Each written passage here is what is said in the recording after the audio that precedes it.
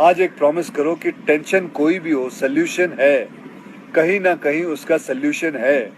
और वो सोल्यूशन आत्महत्या बिल्कुल नहीं है, कभी नहीं है, किसी हालत में नहीं है। देखो, मैं कितना भी ज्ञान दे दूं, सोचना आपको खुद ही है कि आपकी जान आपकी सबसे कीमती चीज है। चाहे कोई भी बड़े से बड़ा स्ट्रेस हो लाइफ में, एक बार इमेजिन करो अपने माँ बाप की हालत अगर उन्हें पता चले कि तुमने अपनी जान ले ली है, खुदकुशी कर ली है। शायद आप सोच भी नहीं सकते कि उनको कैसा फील होता होगा। एकदम डायरेक्ट बोलूं, दिल से बोलूं, मेरा पहला नेशनल अवार्ड जो मुझे आज हमारे आदरणीय राष्ट्रपति जी के हाथों से मिलेगा, मैं बता नहीं सकता कि कितनी खुशी हो रही है। आपको पता है, जिस दिन इस नेशनल अवार्ड की अनाउंसमेंट हुई थी ना, उस दिन मैं अपनी माँ से बात करते हुए अपने बचपन का एक दिन याद कर रहा था, जिस दिन एग्जाम का रिजल्ट आया था और मेरे मार्क्स बिल्कुल अच्छे नहीं थे। आप लोगों से झूठ नहीं कहूंगा, मैं उस कक्षा में फेल हो गया था। रिपोर्ट कार्ड लाते हुए मैं ये सोच रहा था कि आज घर में बड़ी कुटाई होने वाली है यार। उस दिन मेरे पिताजी ने मुझे सामने बिठाया और बड़ी शांति से कहा, देखो बेटा, तुम करना क्या चाहते हो, ये बताओ मुझे, बताओ करना क्या चाहते हो। मैंने कहा, पापा, मैं स्पोर्ट्स में मन लगता है मेरा, मैं खेल कूद करना चाहता हूँ, खिलाड़ी बनना चाहता हूँ। उन्होंने कहा, ठीक है, फिर उसमें ध्यान दो, हम सपोर्ट करेंगे, साथ में थोड़ी पढ़ाई भी करो। आप विश्वास नहीं करोगे, खेलते खेलते मैं मार्शल आर्ट करने लग गया, मैं मॉडलिंग में आ गया, एक्टिंग शुरू कर दी। उन्होंने हर चीज में मुझे सपोर्ट किया। अगर उस दिन मेरे पेरेंट्स ने ये ना समझाया होता कि मेरी स्ट्रेंथ किस चीज में है, तो आज मैं सोच भी नहीं सकता कि ये नेशनल अवार्ड कभी मेरे हाथ पे होता। ये अपने लाइफ की कहानी मैं आपको एक वजह से सुना रहा हूँ।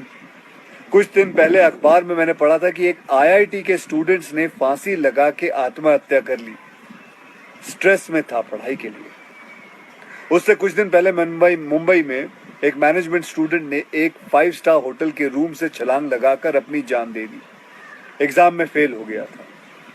मैं कहीं ये भी पढ़ रहा था कि करीब 8 लाख लोग हर साल वर्ल्ड में अपनी जान खुद ले लेते हैं और उसमें तकरीबन 1.5 लाख लोग सिर्फ हिंदुस्तान से होते हैं। और यंग लोगों में आत्महत्या के सबसे बड़े कारण जो होती है वो होती है पढ़ाई या फिर रिलेशनशिप का स्ट्रेस। क्यों? तुम्हारी जान एक एग्जाम के मार्कशीट से सस्ती हो गई है? नहीं। ऐसा क्या पढ़ाई कर रहे हो? इससे तो देश के लिए सरहद पे जाके जान लगा दो दांव पे। चाहे कोई भी बड़े से बड़ा स्ट्रेस हो लाइफ में, एक बार इमेजिन करो अपने माँ बाप की हालत अगर उन्हें पता चले कि तुमने अपनी जान ले ली है, खुदकुशी कर ली है। शायद आप सोच भी नहीं सकते कि उनको कैसा फील होता होगा। मान लिया कि आपका स्ट्रेस बहुत बड़ा है, पर इतने हल्के में मत लो अपनी लाइफ को यार। आपको पैदा करने वालों को जिंदगी का सबसे बड़ा दुख देके मत जाओ।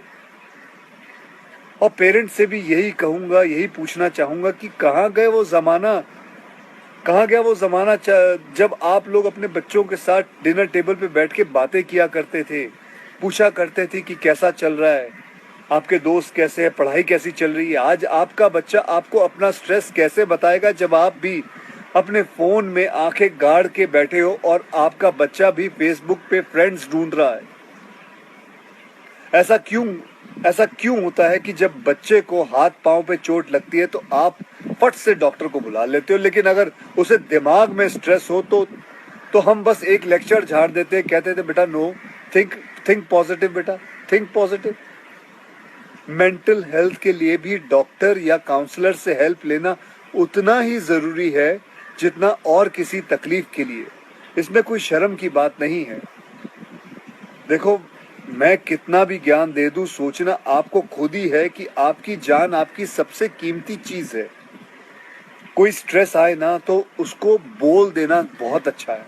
अपने अंदर घुलना, उसको अंदर रखना, दबा के रखना बिल्कुल नहीं। किसी दोस्त को बोल दो या अपने माँ बाप से शेयर करो। मेरे एक फ्रेंड ने उस दिन व्हाट्सएप पे एक बहुत काम की बात फॉरवर्ड की थी। एक हॉस्पिटल की ओपन हार्ट सर्जरी यूनिट के बाहर एक शेर लिखा हुआ था, मैं आपसे शेयर करना चाहता हूँ। वहां लिखा हुआ था कि अगर दिल खोल लेते अपने यारों के साथ तो आज खोलना ना पड़ता औजारों के साथ। भैया मुझे एक प्रॉमिस करो कि आज प्लीज आज एक प्रॉमिस करो कि टेंशन कोई भी हो, सल्यूशन है, कहीं ना कहीं उसका सल्यूशन है, और वो सल्यूशन आत्महत्या बिल्कुल नहीं है, कभी नहीं है, किसी हालत में नहीं है। अपना ध्यान रखो, मिलते हैं फिर।